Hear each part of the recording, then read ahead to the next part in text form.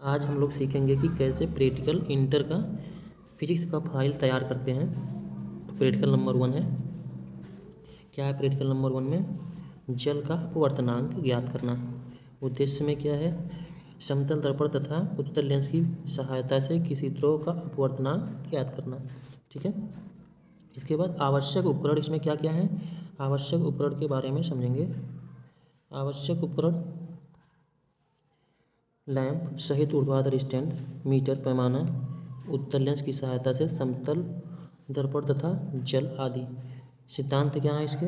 माना उत्तल लेंस के दोनों पृष्ठों की वक्रता त्रिज्या बराबर है तथा लेंस के कांच का अपवर्तनांक 1.5, कांच के लेंस की फोकस दूरी तथा जल व कांच के संयुक्त लेंस की फोकस दूरी f हो तो। ठीक है। अब क्या करेंगे आगे? इसमें जल का वायु के सापेक्ष अपवर्तनांक, इसमें क्या क्या है? ठीक है। जल का अपवर्तनांक, वायु के सापेक्ष जल का अपवर्तनांक 2.fg/f कर लेंगे। ये फार्मूला होता है निकालने का। फिर इसके बाद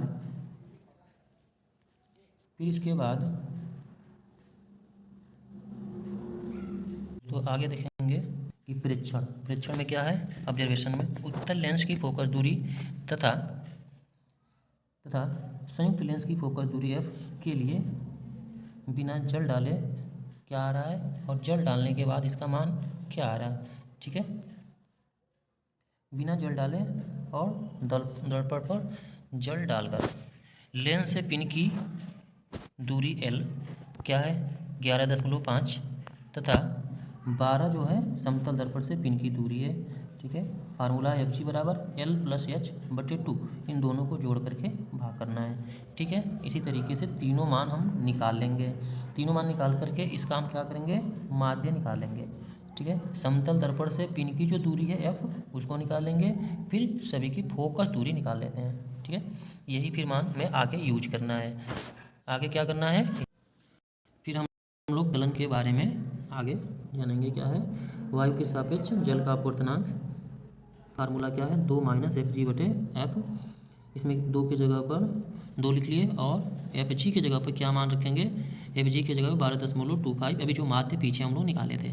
ठीक है। आगे क्या करेंगे? f की जगह पर जो जल डालने के बाद जो तीनों को संयुक्त फोकस लेंस निकाले थे, फोकस दूरी वो 16.34 था। ठीक है। फिर उसके बाद क्या निकालेंगे? वायु के सापेक्ष जल का अपवर्तनांक 2.074। ठीक है। फिर सभी को हल करने के बाद 1.26 सेंटीमीटर आ गया। आगे परिमाण में क्या है? परिणाम में वायु के सापेक्ष जल का अपवर्तनांक 1.26 सेंटीमीटर आया है। प्रतिशत त्रुटि कैसे निकालेंगे? प्रतिशत त्रुटि को प्रमाणिक मान में से प्रायोगिक मान बटे प्रमाणिक मान गुणे 100 करेंगे तो कितना आ गया? प्रमाणिक मान 1.33 होता है, जो कि प्रायोगिक मान आया है 1.26, और फिर प्रमाणिक मान रखना है यहाँ पर 1.33 गुणे 10 के गुणे 100। तो हल करेंगे तो कितना मान आ जाएगा? हल करेंगे तो 5.26% की त्रुटि आ गई। चलिए आगे देखते हैं कि इसमें सावधानियां क्या क्या बरतनी है। प्रयोग करने से पहले समतल दर्पण तथा अवतल दर्पण को साफ कर लेना चाहिए। ऊर्ध्वाधर स्टैंड में चित्र इस प्रकार लगाना चाहिए कि पिन की नोक लेंस की मुख्य अक्ष पर पड़े। तीसरा है पिन व प्रतिबिंब की नोक मिलाकर लंबन दूरी करना चाहिए। जल की बहुत कम मात्रा लेनी चाहिए। ठीक है। ऐसे ही करते हुए उत्तल लेंस अधिक फोकस दूरी का होना चाहिए। ज़्यादा ऐसा नहीं है कि बहुत ज़्यादा फोकस दूरी के हम उत्तल लेंस की यूज करें। ठीक है। संभावित त्रुटियां क्या क्या हैं? संभावित त्रुटियां में क्या क्या यूज करेंगे? संभावित त्रुटियां इसमें संभावित त्रुटियां में क्या है? लेंस की दोनों वक्रता त्रिज्याएं बराबर न होने एवं लेंस पदार्थ का अपवर्तनांक ठीक 1.5 न होने के कारण त्रुटि संभव है कि त्रुटि होगी। ठीक है। वस्तु पिन तथा प्रतिबिंब, ठीक है, के नोकों के बीच लंबन ठीक प्रकार से दूर न होने के कारण त्रुटि संभव है। ठीक, ये हम लोगों का प्रैक्टिकल एक कंप्लीट हो गया। आगे हम लोग समझेंगे दूसरे प्रैक्टिकल के बारे में। प्रैक्टिकल नंबर 1 हम लोगों का कंप्लीट हो गया। ठीक है दोस्तों, बहुत बहुत धन्यवाद। एक प्रैक्टिकल हम तो दोस्तों अब हम लोग जानेंगे कि प्रयोग संख्या सेकंड भौतिक का हम लोग कैसे लिखेंगे। तो सेकंड भौतिक का प्रैक्टिकल है प्रिज्म का न्यूनतम विचलन कोण। ठीक है, फिर उसके बाद डाल लेंगे प्रयोग संख्या सेकंड। उद्देश्य में डालेंगे दिए गए प्रिज्म के लिए आपतन कोण तथा विचलन कोण के लिए न्यूनतम graph I minus S curve के लिए खींचकर अल्पतम विचलन कोण ज्ञात करना तथा प्रिज्म के पदार्थ का अपवर्तनांक ज्ञात करना। ठीक है, आगे हम लोगों को ध्यान देना है आवश्यक उपकरण में क्या क्या है। प्रिज्म, 4 आलपिन, ड्राइंग बोर्ड, सफ़ेद कागज तथा कोण मापी। ठीक है, उसके बाद हम लोग जानेंगे सिद्धांत के बारे में। सिद्धांत में क्या क्या है इसमें, जब कोई प्रकाश किरण किसी प्रिज्म पर पड़ती है तो वह आपतित होकर आधार की ओर झुककर निर्गत है। आपतित किरण व किसी किरण के बीच बने कोण को विचलन कोण कहते हैं। ठीक है, विचलन कोण का मान प्रिज्म पर आधारित कोण के आपतन कोण पर निर्भर करता है। ठीक है, सिद्धांत इतना हो गया। फिर हम लोग समझेंगे कि क्या होता है कि आगे हम लोगों को सिद्धांत में ही आगे समझेंगे कि आपतन कोण के बढ़ने पर विचलन कोण पहले घटता है, न्यूनतम होता है, फिर वह बढ़ने लगता है। इस प्रकार से एक विशेष आपतन कोण के लिए विचलन न्यूनतम होता है, इसे अल्पतम विचलन कोण कहते हैं तथा डेल्टा एम से प्रकट करते हैं। ठीक है, इसमें यह प्रिज्म का कोण ए है जब प्रिज्म के पदार्थ का अपवर्तनांक n बराबर sine A plus delta M ऐसे बनाएंगे बाई 2, फिर टोटल का बटे कर लेंगे साइन ए बटे 2। फिर इसके प्रक्रिया में क्या लिखा है। इसी तरीके से दोस्तों प्रैक्टिकल का फाइल हम लोग कक्षा 12 के फिजिक्स का इसी तरीके से बनाएंगे, कोई भी त्रुटि नहीं होगी। ठीक है, फिर प्रक्रिया में क्या है, सफ़ेद कागज़ को ड्राइव बोर्ड पर पिन से लगाते हैं। फिर उसके बाद क्या करते हैं, दूसरा नंबर उस पर प्रिज्म को रखकर अपनी सीमाओं को ट्रेस करते हैं कहाँ पर ये होता है। ठीक है, प्रिज्म की एक सतह पर आपतित किरण खींचें, आपतित किरण पर 2 पिन खड़े करें, प्रिज्म के दूसरी ओर से किरण को देखकर दोनों ओर पिन लगाएं, फिर जिससे आपतित किरण बनती हो। इसमें और भी है, उसके बारे में थोड़ा जानेंगे। छठवां, सभी पिनों को घटाकर पूर्ण किरणों को मिलाएं। सातवां है प्रिज्म को हटा करके पूर्ण किरण पथ बनाएं और कोणों को मापें। आठवां है विभिन्न आपतन कोण के लिए प्रयोग को दोहराएं। आपतन कोण और विचलन कोण डेल्टा के बीच ग्राफ बनाएं। ठीक है, आपतन कोण और विचलन कोण डेल्टा के बीच ग्राफ बनाएं। और लास्ट पॉइंट है ग्राफ से न्यूनतम विचलन कोण डेल्टा एम ज्ञात कर लेते हैं। ठीक है, अब इतना इसमें हो गया। अब ग्राफ को कैसे बनाना है इसके बारे में पहले इधर हम लोग समझेंगे कि इसका आपतन कोण डिग्री में क्या है और विचलन कोण डिग्री में क्या दिया है। ठीक है, यहाँ पे लिखा है साफ साफ, आपतन कोण डिग्री में 30 और विचलन कोण डिग्री में कितना है 50। तो ग्राफ पे चलते समझते हैं। आपतन कोण 30, ठीक है, ये आपतन कोण है, ये है विचलन कोण, इधर है विचलन कोण, इधर है आपतन कोण। फिर क्या है इसमें, यहाँ पे देखते हैं 30 यहाँ लिखा है और 50 यहाँ पे लिखा है।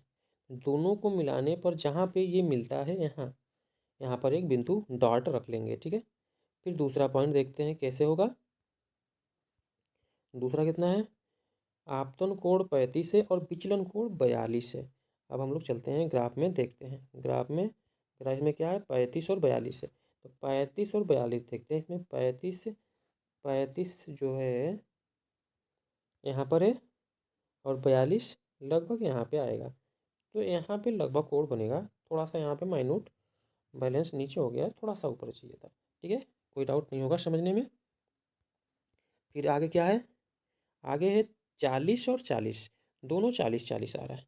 तो देखते हैं इसमें 40 यहाँ पर भी है, आपतन कोण 40 और विचलन कोण भी 40, तो यहाँ पे हो जाएगा। ठीक है, नेक्स्ट क्या है 45 और 37, 45 और 37, तो 45-37 में क्या है, 45 से है आपतन कोण, ठीक है, और विचलन कोण है, कितना है विचलन कोण 37, 45 और 37, तो शायद थोड़ा सा इसमें भी यहाँ पे मिस्टेक हो गया है, यहाँ पे होना चाहिए। ठीक है, लास्ट वाला समझ लेते हैं कितना दिया है, 50 और 42, 50 कहाँ पर है यहाँ पर, और 42 कहाँ पर है यहाँ पर। अब 42 कहाँ पर है यहाँ पर, दोनों के कटान बिंदु को मिला लेंगे और एक इधर से जहाँ जहाँ पे ये मिलती हुई रेखाएं आ रही है, जहाँ जहाँ पर ये मिलती हुई रेखाएं आ रही है, उन रेखाओं को आपस में डॉट डेट करके मिलाते हुए, ऐसे बिंदुओं को आपस में मिलाते हुए रेखा को हम लोग बना लेते हैं। ठीक है, तो ये ग्राफ तैयार हो जाता है। ठीक है, ये सब दोस्तों को समझ में आ गया होगा, सभी विद्यार्थियों को समझ में आ गया होगा अच्छे से। परिकलन में क्या है, ग्राफ से डेल्टा एम बराबर 36 डिग्री और ए का मान है 60। प्रिज्म के पदार्थ का अपवर्तनांक है एन बराबर sine A plus delta m by 2 sine A by 2। ये फार्मूला यूज कर करके साइन ए की जगह पे 60, डेल्टा एम की जगह पे 36/2 साइन 60/2। देखो यहाँ पर साफ साफ लिखा हुआ है, ए का मान 36 और यहाँ पे साइन 60 का मान, साइन ए का मान 60/2, फार्मूले में तो 2 लगा लिए। ठीक है, कोई किसी को डाउट यहाँ से नहीं आना चाहिए। ठीक है, फिर हल कर लिए तो कितना मान आ गया, 1.486 2 आ गया। ठीक है, कोई डाउट किसी प्रकार को किसी भी स्टूडेंट को नहीं आना चाहिए, इतना तो व्यक्ति को समझ में आता ही है। सावधानियाँ क्या क्या है, सावधानियाँ बरतनी क्या है, पिनों को सीधा और लंबवत रख लगाते हैं। स्केल और प्रोटेक्टर से पहले क्या करते हैं, स्केल और प्रोटेक्टर से सही मापन करें। ठीक है, पेंसिल से हल्की और साफ रेखाएं बनाएं, दृष्टि स्तर पर रखकर रेखाएं खींचें। ठीक है, इतना काम करते हैं तो ये हमारी सेकंड नंबर का प्रैक्टिकल तैयार हो जाता है। आगे के लिए हम लोग तीसरे प्रैक्टिकल के बारे में, दो तो हो गया, तीसरे प्रैक्टिकल के बारे में हम लोग आगे समझेंगे क्या दिया है। दोस्तों आगे समझेंगे कि प्रयोग संख्या थर्ड में कैसे क्या होगा। प्रयोग संख्या सेकेंड थर्ड में उद्देश्य लिखेंगे क्या, u तथा v अथवा 1/u तथा 1/v के बीच ग्राफ खींचकर, क्या लिखेंगे इसमें, आवश्यक उपकरण क्या क्या हो जाएगा।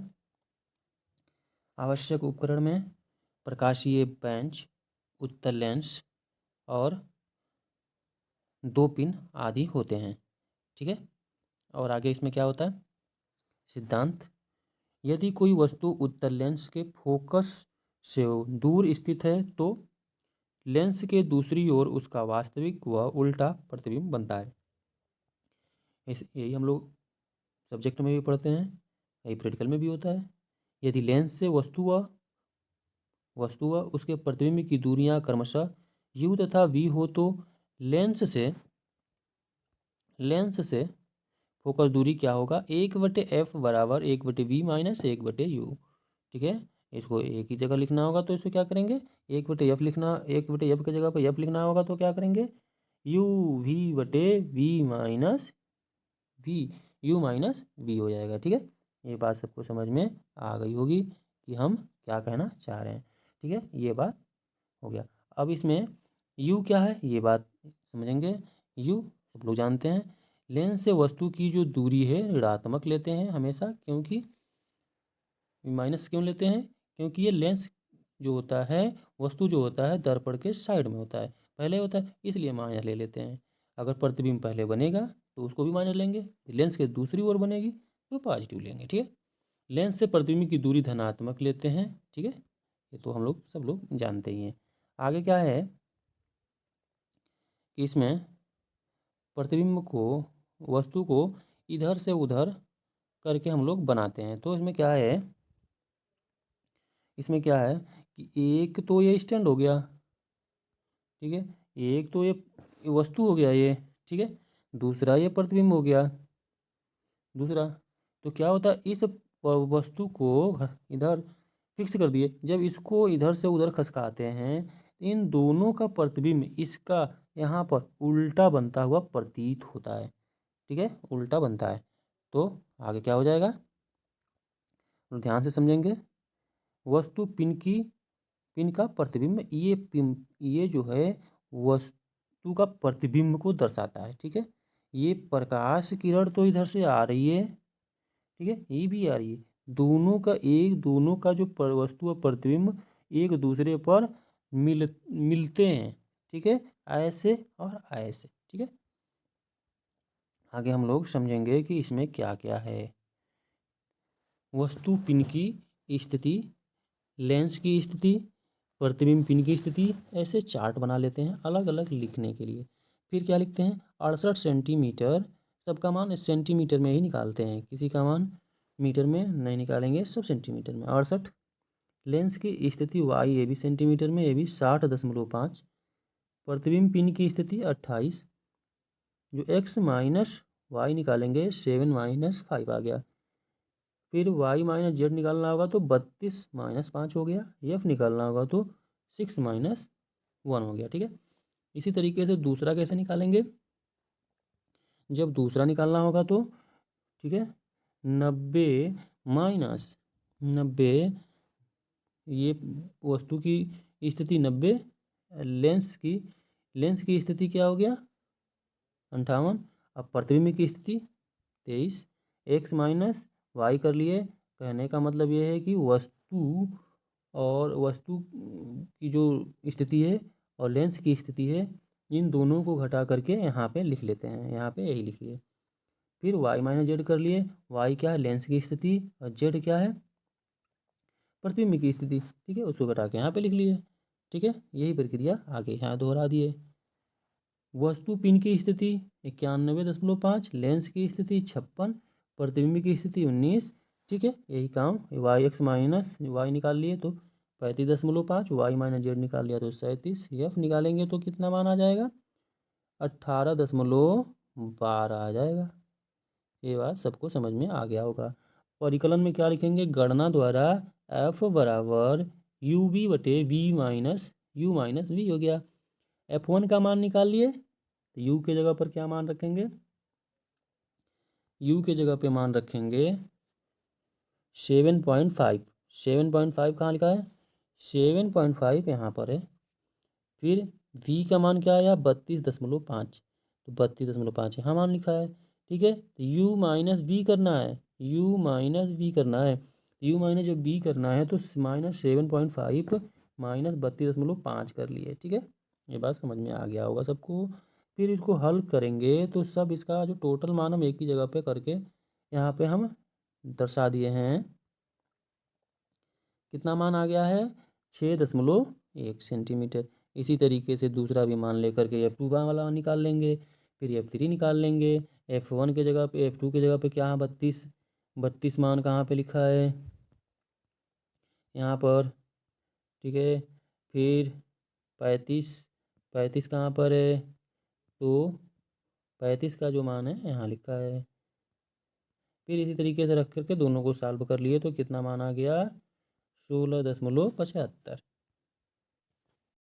फिर इसी तरीके से F3 निकाल लेंगे। F3 में क्या है, F3 लास्ट वाला x माइनस वाई को घटा करके जो तीसरा आया है 35.5 और 37, इन दोनों के मान को हम यहाँ पे लिख लिए हैं 35.5 और 37। फिर वही 35.5 माइनस 37 दोनों को घटा लिए हैं, तो टोटल मान आ गया 18.12 सेंटीमीटर। ठीक है, ये बात सभी को समझ में आ गया होगा कि ये हम कैसे किए हैं। प्रैक्टिकल फाइल ऐसे ही धीरे धीरे सब हो जाएगा, सबको समझ में आ जाएगा ऐसे ही बनता है प्रैक्टिकल फाइल और पूरे में पूरे मार्क्स आ जाते हैं। फिर इसका मध्य मान कैसे निकालेंगे? एफ़ का मान निकालेंगे F1 + F2 + F3 तीनों को जोड़ करके 3 से डिवाइड कर लेते हैं।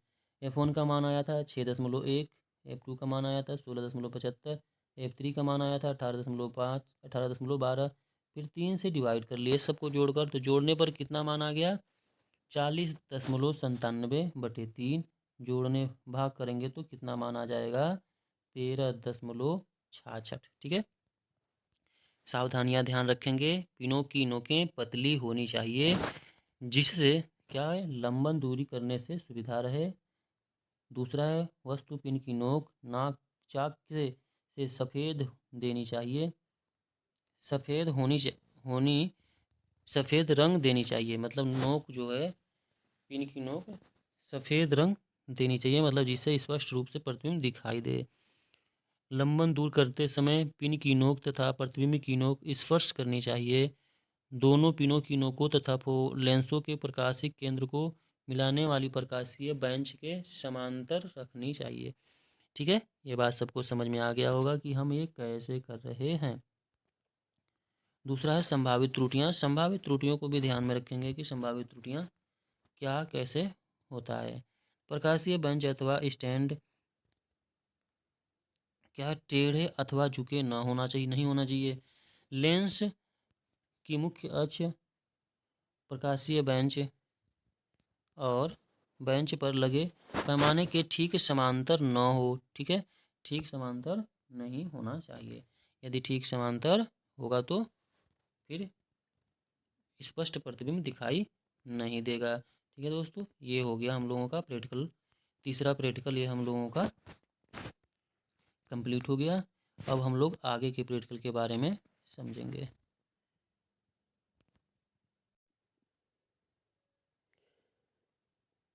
अब समझेंगे हम लोग दोस्तों की प्रयोग संख्या 4 के बारे में। क्या है उद्देश्य? अमीटर तथा वोल्ट मीटर की सहायता से ओम के नियम का सत्यापन करना तथा दिए हुए तार के पदार्थ का विशिष्ट प्रतिरोध ज्ञात करना। आवश्यक उपकरण कौन कौन से हैं? अमीटर, वोल्ट मीटर, धारा नियंत्रक, संचायक सेल, प्लग कुंजी और क्या है, प्रायोगिक तार तथा संबंधक तार। ठीक है। सिद्धांत में क्या है? सिद्धांत में ओम के नियमानुसार यदि किसी चालक की भौतिक अवस्थाओं में परिवर्तन न हो, उसके सिरों पर लगाए गए विभवांतर तथा उसमें बहने वाली वैद्युत धारा का अनुपात नियत रहता है। ठीक है। यदि चालक के सिरों पर लगा विभवांतर हो तथा उसमें बहने वाली धारा आई हो, तो ओम के नियमानुसार V/I बराबर R ये नियतांक होता है। ये इसे समीकरण 1 कर लेते हैं। ठीक है, ये बात समझ में आ गई होगी कि कैसे लिखना है। ठीक है।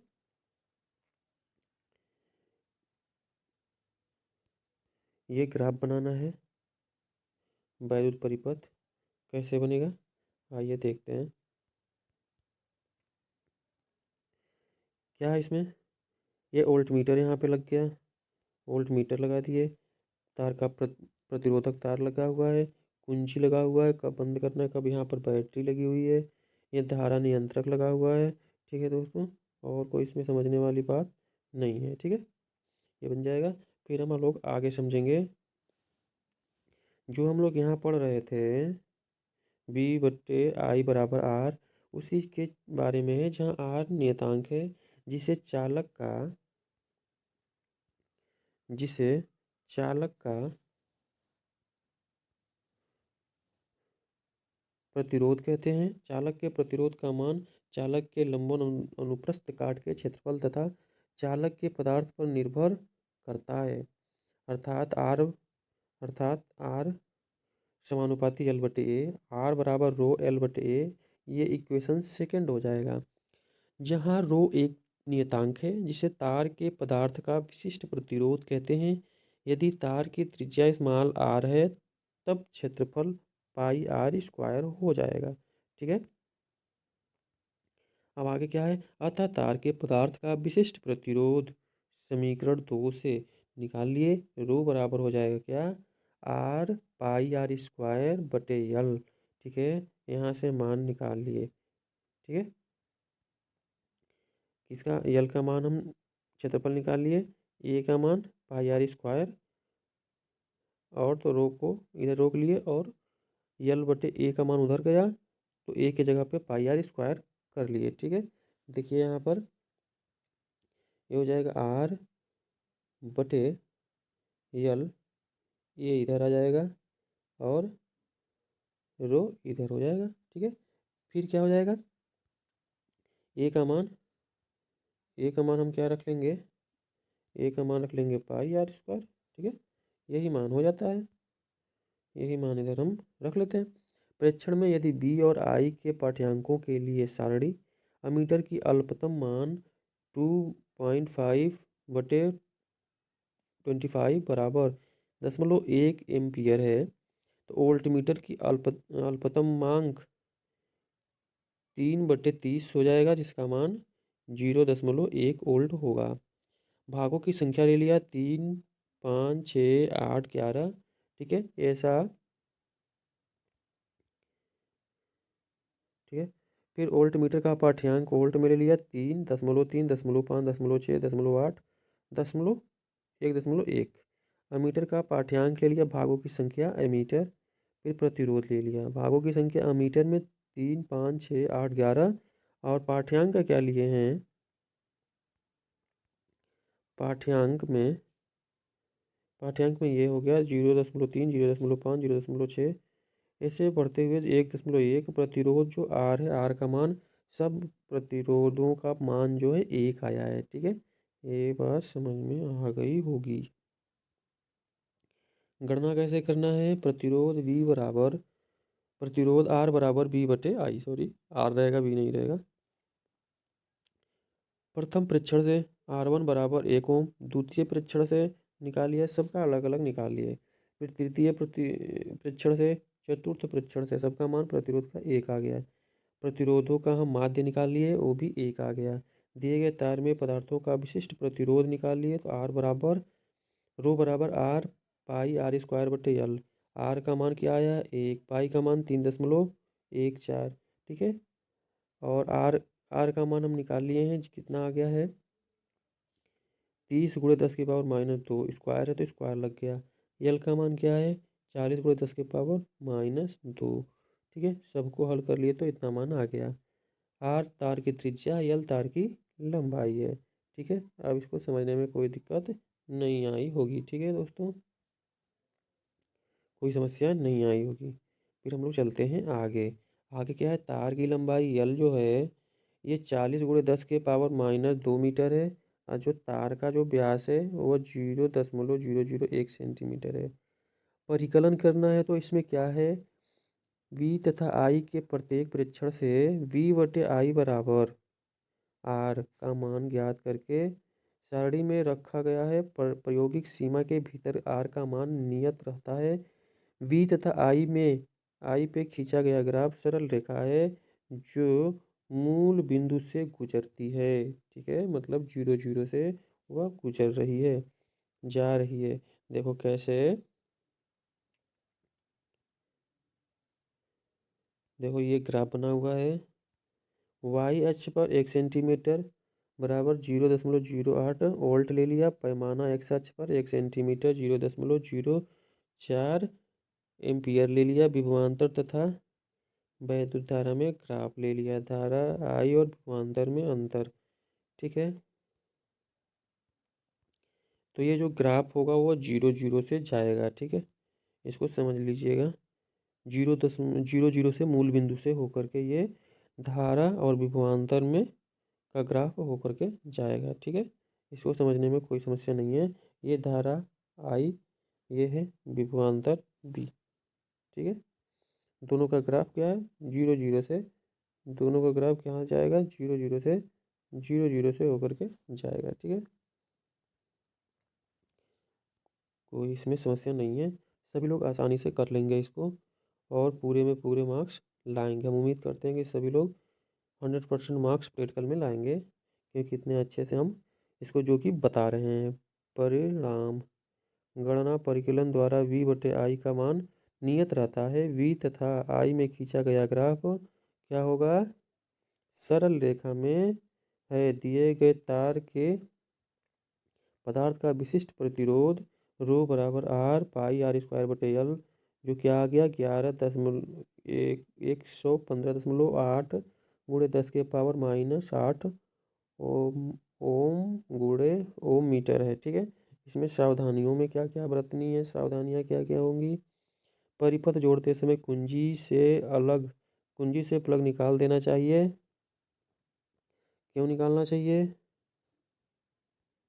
जिससे आवश्यक रूप से धारा न बहे, अन्यथा प्रायोगिक तार गर्म हो जाएगा और उसका प्रतिरोध तार थोड़ा सा बढ़ जाएगा। ठीक है, अब हम लोग जो समझेंगे दूसरा,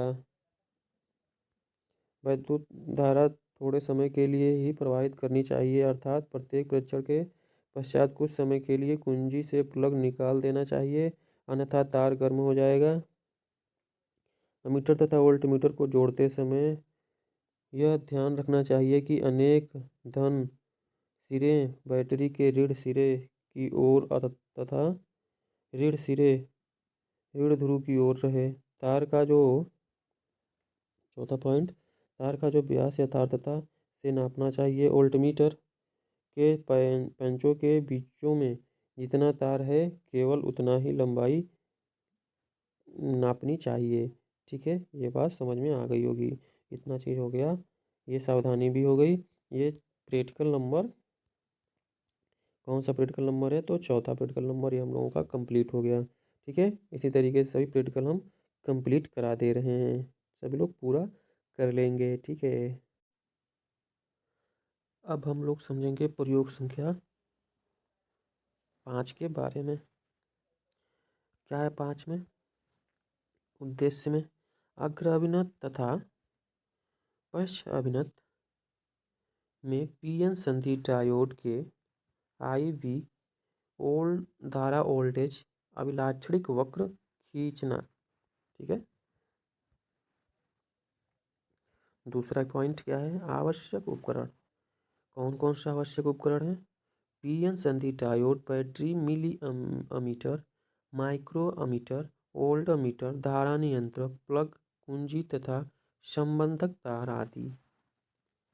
सिद्धांत में क्या क्या है? पीएन संधि डायोड में एक टाइप क्रिस्टल को विशेष विधि द्वारा एन टाइप क्रिस्टल से जोड़ा जाता है, जिसे स्तन पर क्रिस्टल जुड़ते हैं उसे पीएन संधि कहते हैं। एन टाइप क्रिस्टल में आवेश वाहक ई होते हैं तथा पी टाइप क्रिस्टल में कोटर होते हैं। संधि डायोड को बाह्य बैटरी से दो प्रकारों से जोड़ा जाता है। ठीक है, दो प्रकार से इसको जोड़ते हैं। अब कैसे जोड़ते हैं आइए इधर हम लोग समझते हैं पहले चित्र के माध्यम से। यहाँ पर कुंजी के लगा दिया गया है, कुंजी के। ठीक है, ये अग्र अभिनत के लिए मिली अमीटर, फिर वोल्ट अमीटर, अग्र अभिनत। अब इसी तरीके से पश्च अभिनत में देखो कैसे, या उत्क्रम अभिनत भी इसी को बोलते हैं। ठीक है, यहाँ कुंजी के लगा दिया गया है, यहाँ वोल्ट मीटर लगा दिया गया है और यहाँ पे माइक्रो अमीटर लगा दिया गया है। क्या लगाया गया है? माइक्रो अमीटर लगा दिया गया है। ठीक है, आगे हम लोग इसके बारे में थोड़ा और जाते हैं। अग्र अभिनत जब संधि डायोड के पी क्षेत्र को बाह्य बैटरी के धन सिरे से तथा एन क्षेत्र को ऋण सिरे से जोड़ा जाता है तो संधि अग्र अभिनत कहलाती है। ठीक है, समझ में आ गया होगा। और इसमें पश्च अभिनत या उत्क्रम अभिनत क्या है? जब संधि डायोड के पी क्षेत्र को बैटरी के ऋण सिरे से तथा क्षेत्र को धन सिरे से जोड़ा जाता है तो संधि उत्क्रम अभिनत कहलाती है। ठीक है, ये दोनों पॉइंट हो गया। ठीक है, अब आगे हम लोग चलते हैं, प्रेक्षण तालिका को बना लेते हैं। प्रेक्षण तालिका में क्या क्या है? अग्र अभिनत आरोपित वोल्टेज, उत्क्रम अभिनत आरोपित वोल्टेज तथा धारा। 0.5 ले लिया वोल्टेज अग्राभिनत में। अब दूसरे वाले में ये धारा जो ले रहे हैं 0.2 है। ये फिर उत्क्रम आरोपित वोल्टेज 3 है। अभिनत धारा जो है यहाँ पे 6 है। यहाँ पर एक वोल्टेज विभवांतर, यहाँ पर धारा 2.6। यहाँ पर उत्क्रम या पश्चाभिनत के लिए वोल्टेज 6, धारा 10। यहाँ पे 1.5 वोल्टेज, धारा 5.2। उत्क्रम में 9 वोल्टेज, धारा 16 वोल्टेज। यहाँ पर 2, धारा 7.8 वोल्टेज। यहाँ पर पश्चाभिनत में 4 और यहाँ पर धारा ब्रेक डाउन मतलब नीचे आने लगता है ग्राफ। परिणाम क्या है? दिए गए संधि डायोड के अभिलाक्षणिक का चित्र की भांति है। तो चित्र बना दिया गया है। यहाँ पर चित्र को यहाँ पर दिखाया गया है। ये उत्क्रम के लिए है। उत्क्रम वोल्टेज दर्शाएगा। अग्रधारा, यहाँ पर अग्र वोल्टेज, उत्क्रम धारा। ठीक है, ये समझ में आ गया। ये ग्राफ ऐसे जा करके ऐसे ऐसे ऊपर की ओर जाती है धारा। ठीक है, ये बात समझ में आ गया होगा। सावधानियाँ क्या क्या हैं इसमें? सावधानियाँ क्या क्या हैं? संधि डायोड में धारा अधिक समय तक प्रवाहित नहीं करनी चाहिए, अन्यथा गर्म होकर खराब हो जाएगा। आरोपित वोल्टेज का मान संधि डायोड के लिए सुरक्षा सीमा से काफ़ी कम होनी चाहिए। ठीक है, काफ़ी कम होनी चाहिए। सभी संयोजन दृढ़ होने चाहिए। अग्र अभिनत को क्या करते हैं? अल्प मात्रा में बढ़ाया जाना चाहिए। 5वां है, पश्च आवृत्ति में माइक्रोमीटर का उपयोग करना चाहिए। ये बात सबको समझ में आ गया होगा। ठीक है, बहुत बहुत धन्यवाद सभी को। Thank you.